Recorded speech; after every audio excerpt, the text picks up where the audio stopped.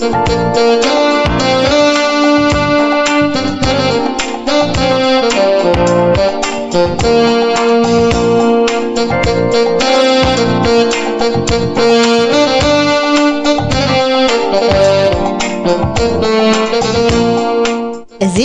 አገልግሎት ድምጽ ሰላምናዩ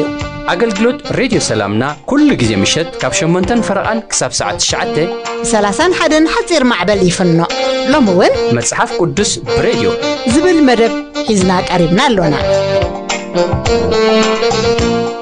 ሰላም ንኣኻትኩም ይኹን ብሩሃ ሰማዕትና ብምቕጻል ካብ ዝሓለፈ ዝቐጸለ ሓውና ኤፍሬም ሳልሳይ ክፋል ኣብ እግዚአብሔር ተስፋ ምግባር ሲብል ሒዙልና መጺሎ ኣዲማ ግን ሓፍተማ ሙዚቃ ኣብ እግዚአብሔር ተስፋ ምግባር ሰናይ ላሕትምረልና ሰናይ ጊዜ እግዚአብሔር ተስፋ ምግባር ሰናይ ሁሉ ነገር ናይ ከንቱነት ከንቱ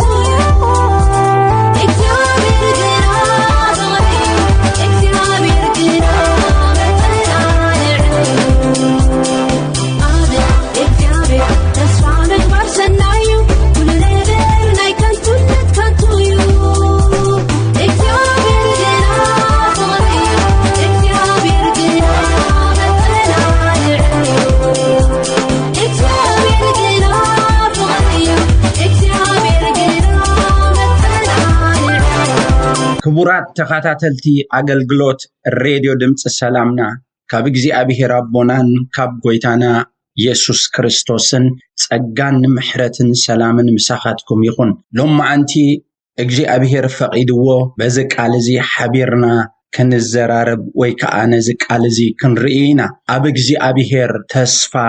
ምግባር ዝብል ኣብዚ ንሪኦ ዘለና ታሪኽ ደቂ እስራኤል ኣዝዮም ከም ዝተጨነቑ ኣዝዮም ከም ዝተሸገሩ ብሰንኪ ናይ ግብፃውያን ናብኦም ምምፃእ ኣዝዩ ከቢድዎም ከም ዝነበረ ኢና ንርኢ ነገር ግን እታ ትገርም ቃል ካብ ጥቕሲ 20 ክሳብ 21 ዘሎ ዝገርም ቃል ኣሎ ለይቲ ብምልእታ እቲ ሓደ ናብቲ ሓደ ኣይቀረበን ይብል ለይቲ እዩ ነይሩ ንደቂ እስራኤል ኣዝዩ ጸልማት ነይሩ ማለት እዩ ጥቕሲ 21 እግዚአብሔር ከዓ ነቲ ባሕሪ ለይቲ ብምልእታ ይብል ንደቂ እስራኤል ለይቲ ንእግዚአብሔር ግና እቲ ለይቲ ናይ ስራሕ ለይቲ ነይሩ ስለዚ ሎሚ ንዓኺ ለይቲ ንዓኺ ጸልማት ክኸውን ዝከኣል እዩ ንእግዚአብሔር ግን እቲ ንዓኻ ለይቲ ዝኾነ ንዓኺ ለይቲ ዝኾነ እቲ ንዓኻ ጸልማት ዝኾነ እቲ ንዓኺ ጸልማት ዝኾነ ንእግዚአብሔር ናይ ስራሕ ለይቲ እዩ ስለዚ ለይቲ ንዓኻ ናይ ጸልማት ግዜ ክኸውን ዝከኣል እዩ ንእግዚአብሔር ግና ናይ ስራሕ ግዜ እዩ ዝነበረ ደቂ ቆራሕ ኣብ መዝሙሮም ከምዚ ኢሎም ዘሚሮም ኣለዉ ኣብ 46:5 ክወግሕ ከሎ ኣምላኽ ክረድኣ እዩ ይብል ስለዚ እግዚአብሔር ስርሑ ሙሉእ ለይቲ ክሰርሕ ሓዲሩ ደቂ እስራኤል ከዓ ሙሉእ ለይቲ ክጭነቁ ሓዲሮም ክልቲኦም ወጋሕታ ተራኺቦም እግዚአብሔር ድማ ኣርሒብሎም ኣብ ካልኣይ ነገሥት 3:15 ክሳብ 18 ዘሎ ጥቕሲ ንሕርኬድና ከምዚ ዝብል ሓሳብ ንረክብ እዚ ታሪኽ ኤልሳዕን ዮራም ወዲ ኣክዓብ ወይ ከዓ መራሒ እስራኤል ዝነበረ ክኸውን ከሎ ዮሳፋጥ ድማ ንጉስ ይሁዳ ዝነበረ ወይ መራሒ ይሁዳ ዝነበረ እዩ ከምዚ ዝብል ሓሳብ ንረክብ ጥቕሲ 16 በለ ከዓ እግዚአብሔር ከምዚ ይብል ኣሎ ኣብዚ ርባዚ ጉድጓድ ኣብ ርእሲ ጉድጓድ ኳዓቱ 17 እግዚአብሔር ከምዚ ይብል ኣሎ ንፋስ ኣይትሪኡን ዝናብ እውን ኣይትሪኡን እዚ ርባዚ ደኣ ባዕሉ ማይ ይመልእ እሞ ንስኻትኩምን እንስሳኹምን ከብትኹምን ክትሰትዩ ኢኹም 18 እዚ ድማ ኣብ ቅድሚ እግዚአብሔር ቀሊል እዩ እሞ ንሞዓብ እውን ኣሕሊፉ ኣብ ኢድኩም ክህበኩም እዩ ክብል ከሎ ንርኢ ንፋስ እውን የለን ዝናብ የለን ነገረይ ግና ኣብ ቅድሚ እግዚአብሔር ቀሊል ሎሚ በብዙሕ ፈተና መከራ ሽግር እትሐልፍ ወይ እትሐልፊ ዝጸለኻ እንተ ጸለኻ ዝጸለኺ እንተ ጸለኺ መልስ የለን እንታዩ ዝናተይ ነገር መወዳእታ ዘይብሉ ትብሊ ናትና ናተይ ናትካ ናትኪ ነገር ኣብ ቅድሚ እግዚአብሔር ቀሊል ይስሐቅ ኩልና نفلطو تاريخ إذا دما أبز فترة 26 نرخبو تاريخ التاريخ دما كمزي يبلنا يقعد يدبنا دحرقنا كمزيلو اجي أبيهر أرحيبلنا زبل قال كزارب كله نري اتقال كابتقص شدشت حلف لنا تنبيبنا يو كمزن دابلي نقرنا يسحق كأ أبجيرار تقمت عسر تخلته يسحق دما أبتا مدر زرقه 100 كعبة رخبة اجي أبيهر دما بارخو عسر سلسته اتسبعي كأ أبي أزيو إنا وسخ خده عسر تربعته أباجعين أحان جزءات النبرو فلسطماويان دما كان ألو يبلنا عسر تحمشته نتا أبو أبراهام زغعاتو كل عيلاتات دبيوه حمد كأ ملؤو يبل عسر تشدشته أبي ملك دمان يسحق كابانا أزيخ حيلك إخامو كابانا كد بلو يبل عسر شو عته يسحق كأ كابو كيدو أبلس جيرار سفره يبلنا عسر شو منته نتفلست أماويان زدبيوه يسحق مليسو قعاتو يبلنا عسر تتشعته أبتلس قعاتو أبو غافل فال علاماي رخبو يبلنا إسران حدن قال إله قعاتو يبلنا إسران كلتن قال إلاون قعاتو بزعبو أغنى أيتبا أسون حجس بزي أبيهر أرحبلنا إيو أمو أبزهاجر كنفار إنا إلو رحبوت أوتس ألو يبل إسران سلستن نبيعر الشبع ديبه إسران حمشتن أبو مسوئي سريحة بسم أجزي أبيهر تمهلله جزءات إسحاق دم أبو إلا قعاتو يبلنا إسران شدشتن أبي ملك مسمحزتو أحوزات فتاويون في كل حلقة سراويتون كاب جيرار نابو خده سران شو عتن يسحق كأ سأليهم نسوغي كمني نمن تايدا متساكمني بلوم سران شو منتن سران شعتن زغرم قال نساتهم دما بلو اجي أبيهر مساحة كم زلو أرجتنا رئينا إنا أمو كبلو خلو نرئي امباري اتنوكالو እንጽግዖ እንእመኖ ተስፋ እንገብሮ እግዚአብሔር እዚ ኩሉ ዝኽእል አምላኽ ምዃኑ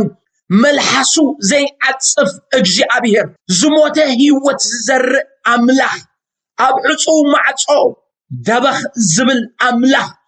ዝርኢ ዝሰምዕ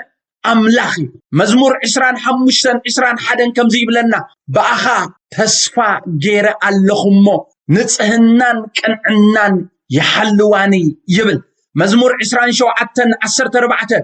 بأجي أبيهر تصفو برتع لبها كت يبل أجوها قوة بأجي أبيهر تصفى قبر يبل مزمور 31 أتم بأجي أبيهر تصفى اتقبرو كلهم برتعو لبهم ون يتصنع يبلنا مزمور 33 وجي أبيهر كم تيبأخا تسفاز قبرنا يو سأقخا أبلع لنا يخون يبل مزمور 35 وجي أبيهر بأخا تسفا قبر اللخو أمو بأخا تسفا قبر اللخو أمو قويتاي أملاخي نسخا كتملس إخا يبل مزمور 39 شوعة دق ورح كمزيلهم حجخة انتاي اتصبه اللخو قويتاي تسفاي بأخايو كبل كله نرئي مزمور 4 كالتنون حموشتا خمزيب لنا نفسي نمنتاي تقوي نمنتاي سي أوشتاي تهوخني اللخي سلازي مدحن مدحان قصو جناح كمسجنو إمو تسفاخي أب أملاخ جبري قبل كله نري أم مزمور 240 حمشتخا أملاخ يعقوب زرديئتو تسفوخا أبجي أبيهر أملاخ زجبر السب بتصو أيو قبل كله نري أم بأرزنا بزو بمولن تدعيسن زلوا صحفات إتا تسفا زبلا በተን ክልተ አቀንዲብና ዝረአናየን ትርጉማት ክንትንተነን ኮለና ንሓደ ነገር ምውካል ምድጋፍ ምጽጋ ምዕቋብ ምእማን ምዕራፊዩ ኢልና ተርጉምና ይናለና ስለዚህ አብግዚአብሔር ተስፋ ምግባር ማለት አብግዚአብሔር ምውካል አብግዚአብሔር ምድጋፍ አብግዚአብሔር ምጽጋ አብግዚአብሔር ምዕቋብ አብግዚአብሔር ምእማን ወይ በግዚአብሔር ምእማን አብግዚአብሔር ምዕራፍ ዝብል ትርጉም ኢና እንረኽበለን أما ودعتا مزمور 131 ጥቅስ 3 ከምዚ ዝብል حساب نركب أتا إسرائيل كاب حجي نزل علم بإግዚአብሔር تسفى قبر بنقرات زي كونه بخونتات زي كونه بسبات زي كونه بسب سلطان زي كونه بإግዚአብሔር تسفى قبر قبل كله نري تسفانا እግዚአብሔር ጥራሕ ይኸውን ዘለዎ ኢሳይያስ 8:17 ከምዚ ይብለና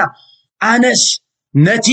ካብ ቤት ያዕቆብ ገጹ ዝሓብ እግዚአብሔር እጽበ ምስበለ ብኡውን ተስፋ እገብር ኣለኹ ይብለና በመን ብኡ በእግዚአብሔር ተስፋ እገብር ኣለኹ ክብለና ኸሎ ንርኢ ስለዚህ ናይሎም ያር እስታይ ከምታ አቀዲመ ዝበልክዎ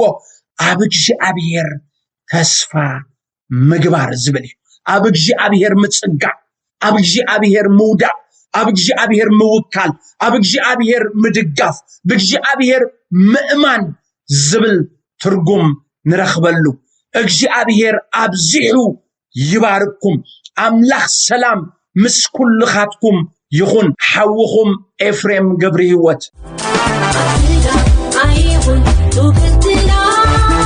ሁሉ ይው ይጥብረና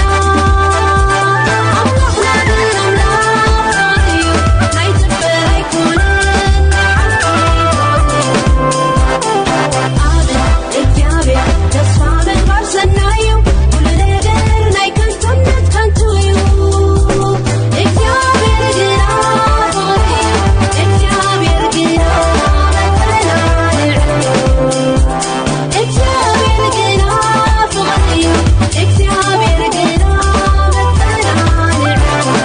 أسعبو حونا ابن إزر كبر حالة زوازتلي صلو زبل ربعي كفال حيزونا قريب الله سناي مكتتال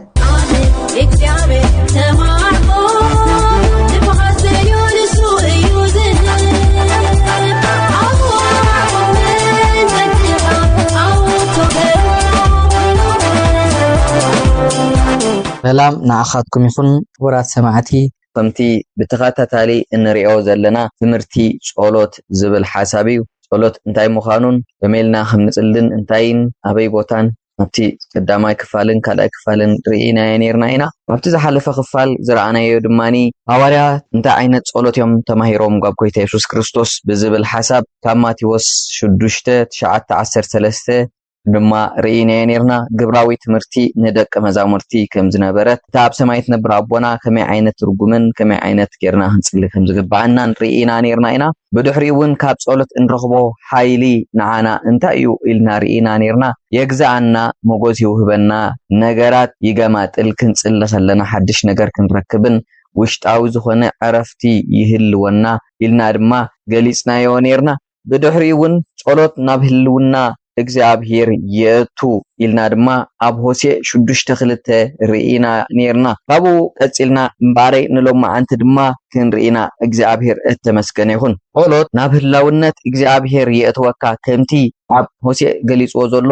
ንኤፍሬም ክዛረበ ከሎ ከምኡ ኢልዎሎ ኣብ ህልውና አምላኽ ከም ዘእትዎ ይድማ ዝገልጽሉ ኣብ ህልውና ተሊኻ ወይ አቦታ ጸሎትካ እንተሊኻ ኣብቲ ክብሪ አቦ ኣብቲ መቅደስ ዝፋን አምላኽ ከም ዘለኻ እዩ እንታይ ዝገብር ዘፍልጠካ እቲ ጽሑፍ ከም ይብለናሉ አንጻር ድማ ካብ ቦታ ጸሎትካ ወይ ድማ ካብቲ ስፍራ ህልውና እንተወጽኻ ድማ ትፍለ አዘራርባኻ ሁሉ ነገራትካ ድማ ይፍልጥ ናብራኻ ምጉርምራም ዘረባኻ ምጉርምራም ሓሳብካ ኩሉ ድማኒ ዘይሰናይን ጽቡቕን ኮይኑ እዩ ዝርከብ ንኹሉ ስፍራ ጸሎትካ زي محدق أقداسي مخانو دما ቃል እግዚአብሔር ይነግረና ይረድአናን ኣሎ ካልውን ኣብ መዝሙር 63 እንድሕር ዳሪኢናዮ ነፍሰይ ጸሎት ትናፍቕ እዩ ዝብሎ ስለዚህ ነቲ መንፈሳዊ ነገር ትናፍቕ ከለኻ ማለት ነቲ ኃይሉ ህልውኑ ሓሳቡ ትናፍቕ ኣለኻ ቃል እግዚአብሔር ክዛረብ ከሎ ድማ ኩሉ ግዜ ብጸሎት ንቑሑ ይብለና ኣብ ተሰሎንቄ እውን ከይባትኩም ጸልዩ ይብለና ጸሎት ዘይቋረጽ ኩሉ ግዜ ዝቕጽል እዩ እዚ ማለት ህልውና አምላኽ እተፈላለየን ቦታን ኩነታትን ኮንካ ንህልውና አምላኽ እትጽሊ ሰብ ክትከውን ወይ ድማ ንህልውና አምላኽ እትናፍቕ ክትከውን ከም ዝግባእ እዩ ዝነግረና ዘሎ ስለዚ ኩሉ ግዜ ኣብ ህልውና አምላኽ ክንከውን ድማ ቃል እግዚአብሔር ይነግረና ኣሎ እግዚአብሔር እተመስገነ ይኹን ቀጽልና ድማኒ እንሪኦ ሓሳብ እንታዩ ተልና ጸሎታ ጾርካ ይወስድ እዩ ጸሎት ስለምንታይ ጽርና ዝወስድ እንተልና ድማ እቲ ኣብኡ ተቐሚጡ ዘሎ ኃይልን ከኣልነትን እንታይ ይገብሮ እዩ ንኹሉ ጾርካ ዓቕምኻን ኃይልኻን እግዚአብሔር ስለ ዝኾነ ድማ ንጾርካ ወሲዱ ንኹልንተናኻ ድማ ዕረፍቲ ሰላም ይህቦ ጾር ክንጸወር ከለና እንታይ ኢሉ ናብ እግዚአብሔር ንዑ ኢሉ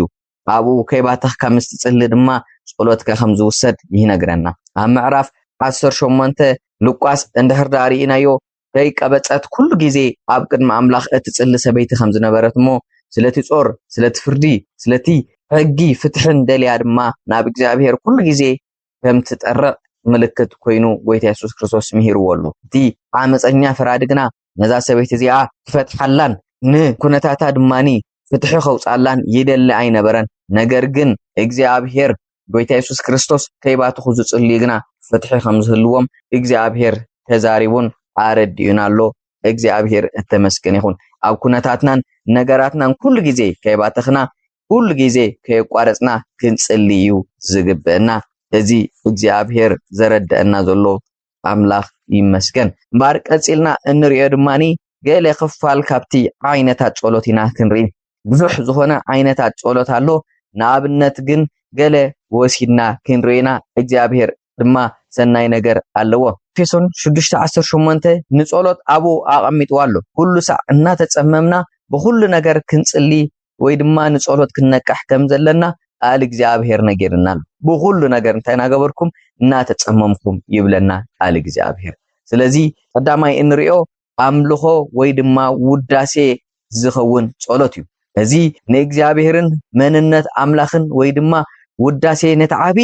አምላኽ ዝገልጽ እዩ ስለዚ እዚ እግዚአብሔር ኣብዚ ገሊጽዎ ዘሎ ኣብ መጽሓፍ ቅዱስና እንድሕርኢና ብዙሕ ቦታታት ወይ ድማ ብዙሕ ስፍራታት ናይ ጸሎት ኃይሊ እንታይ ምዃኑ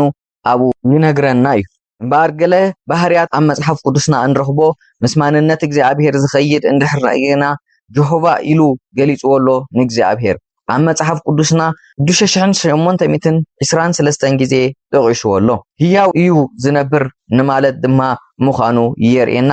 ጀሆቫ ሪሒ ኢሉ ድማ እግዚአብሔር ጓሳየ እዩ ኢሉ ድማ ኣብ መጽሓፍ ቅዱስና ቀሪቦ ኣሎ ጀሆቫ ጃይራ ወይ ድማ ጀሆቫ ጀራሕ ዝብል ድማ ይቅርብ ይሓሊ ይርኢ ኢሉ ድማ ንኣብነት ኣብ ምሳሌ ኬድና እንድሕርኢናዮ ጀሆቫ ሻሎም ወይ ድማ ሰላምና እዩ ኢሉ ድማ ኣብ መጽሓፍ ቅዱስና ኣቐሚጥልና ኣሎ ምሳሌ 6 ምዕራፍ ቁጽሪ 24 ከም ዝብል ሽዑ ግደውን ኣብኡ ንእግዚአብሔር መሰዊ ሰርሐ እግዚአብሔር ሰላመይ እዩ ኢሉ ከዓ ሰመዮ ንሱ ድማ ክሳዕ ዝሎሚ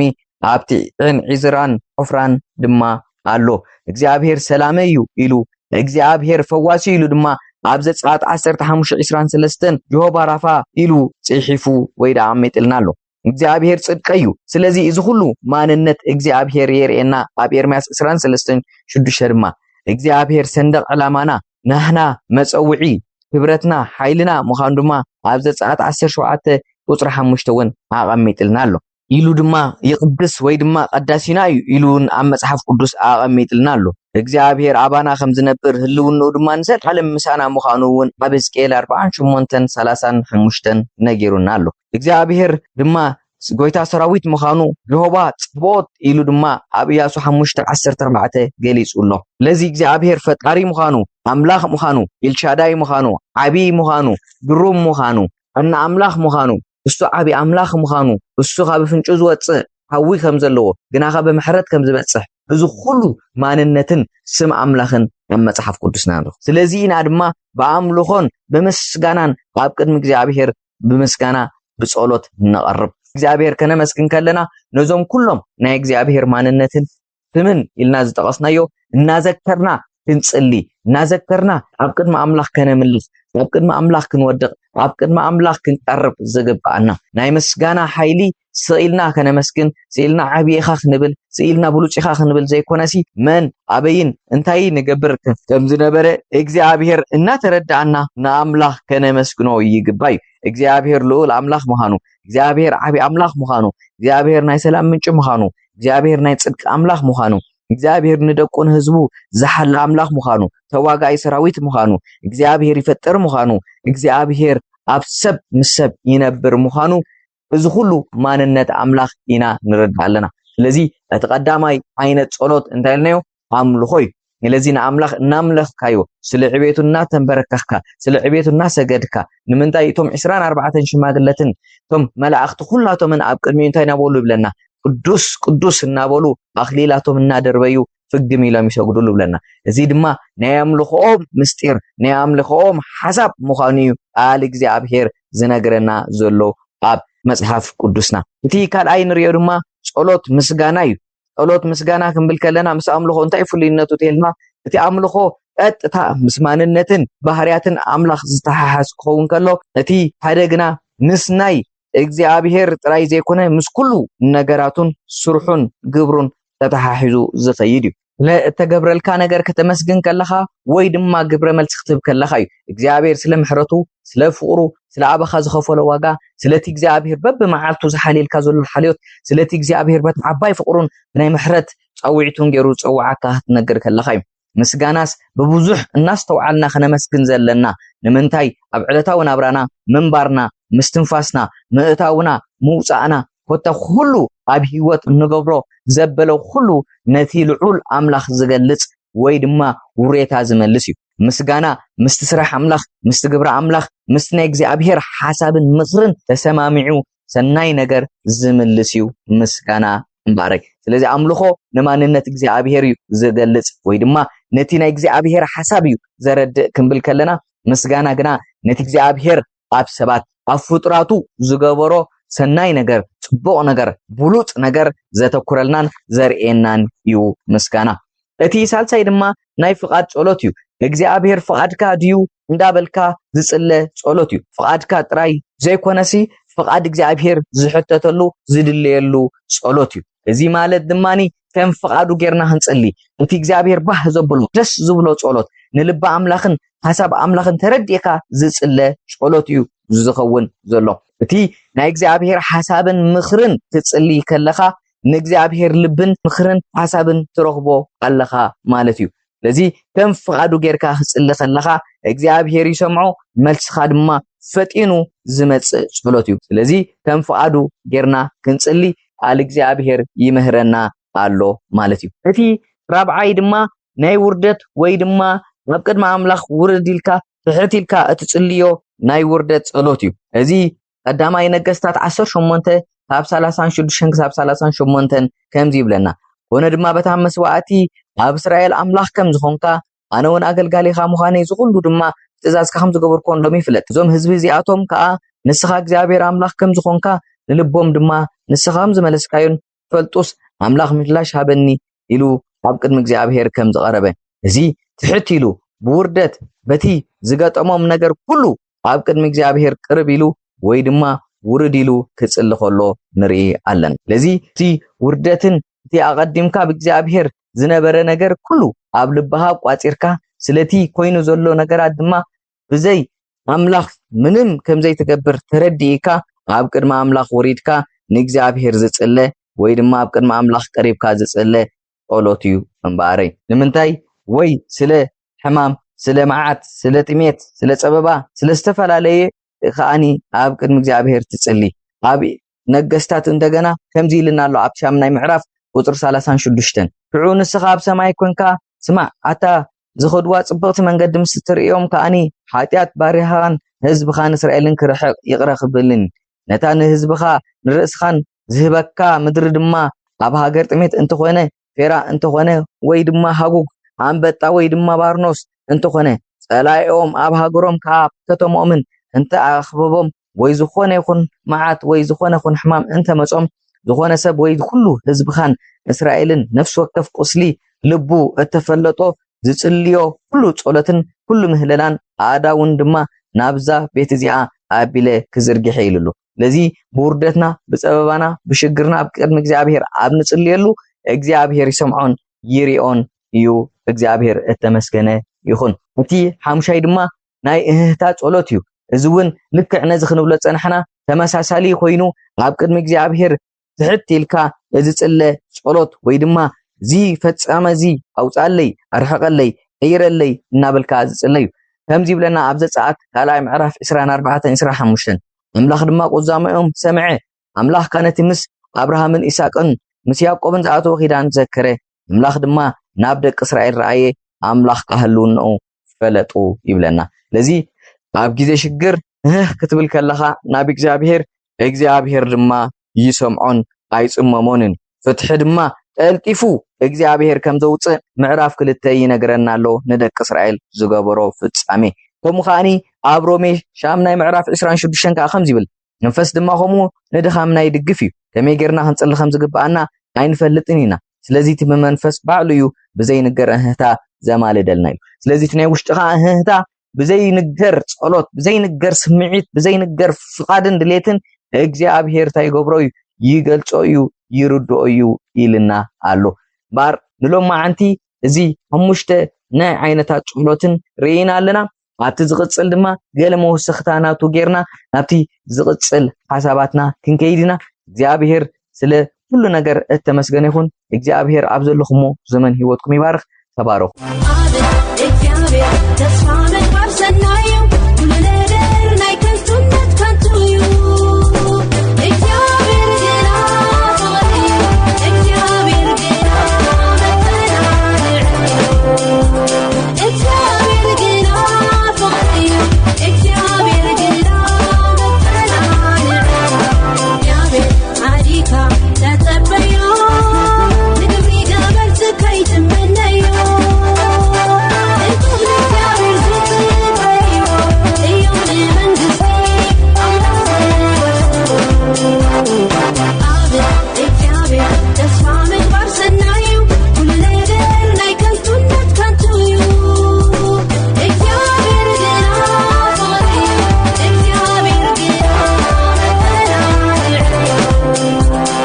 سمعتنا أجلجلوت دمس سلام نايخم كتكتاتلو تصنيحكم بإنترنت نتكتاتلو عمرباب حبريتا www.salamna.org ترخبنا كم أون بفيسبوكن بيوتيوبن أب Voice of Salamna ترخبنا حتى رأيتو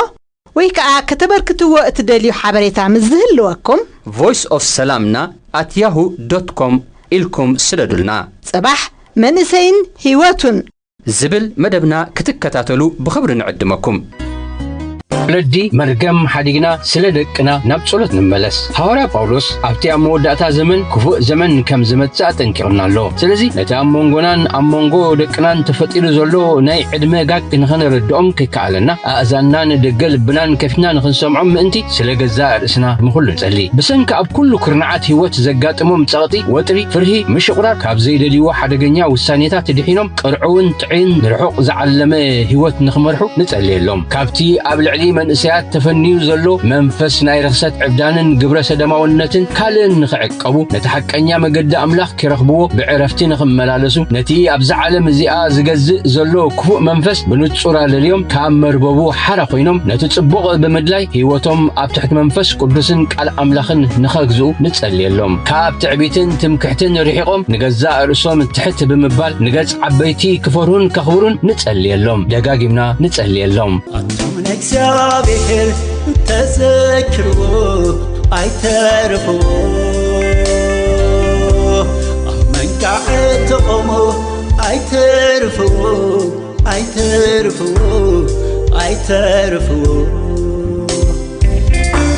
ምሕረቱን ዘላለም ይነብር ይሞ አይተርፎ ክመለስናዮ አይተርፎ بجاهم كحكحو ندلك اللونا بهوتنا خنبر بهوتنا خنبر عباخاني مهلل حزب خاني خزكر حزب خاني خزكر رست خاني خزكر لما تنتن قدبين حسب خان زبل عنا سيفي تجنبنا أباخاني مهلل نسخة فترة عنا نسخة فترة عنا نسخة فت كحسنا ذلك اللونا تملسنا تملسنا لسالونا تملسنا محرت كبرنا كابخران كاب كربيت رديئت هاي لمنان رديئت هاي لمنان مدحان حيل السقا فتسوم اي تتبنان فتسوم اي تتبنان فتسوم اي تتبنان يا عينتنا قنا نباها يتمتا نباها يتمتا سخاتر عيخا أبلع الخل قيتا أبلع الخل قيتا أبلع الخل قيتا أطمن الزابهر تذكروا أي تعرفوا من قاعد تقوموا أي تعرفوا أي تعرفوا أي تعرفوا محرتنا في العالم ينبر يمو أي تعرفوا ملسنا عيو أي تعرفوا أي تعرفوا بجاهم كحكحو بجيت السبب تونا بخليبو لبونا بخليب محلل يوزلو أب أكر خاوديقو أب أكر خاوديقو أب تحت خاوديقو بجيك خايلني تردنا جنوقات تردنا جنوقات بفوس زبتح نزيت سببا هيوت نزيت سببا هيوت نزيت سببا هيوت ذلك اللونا تملسنا تملسنا لسالونا تملسنا محرت كبرنا عز كله بسمكا استسمح بي استسمح بي كتكا يدللو محرتك قعبي محرتك قعبي محرتك قعبي بسوقات حتو تدفي بكرميخا تدفي بكرميخا لما يوزلو كمتر ديتكا كمتر ديتكا كقلت مدحنك ذلك اللونا تملسنا تملسنا لسالونا تملسنا محرت كبرنا ذلك اللونا تملسنا تملسنا لسالونا تملسنا محرت كبرنا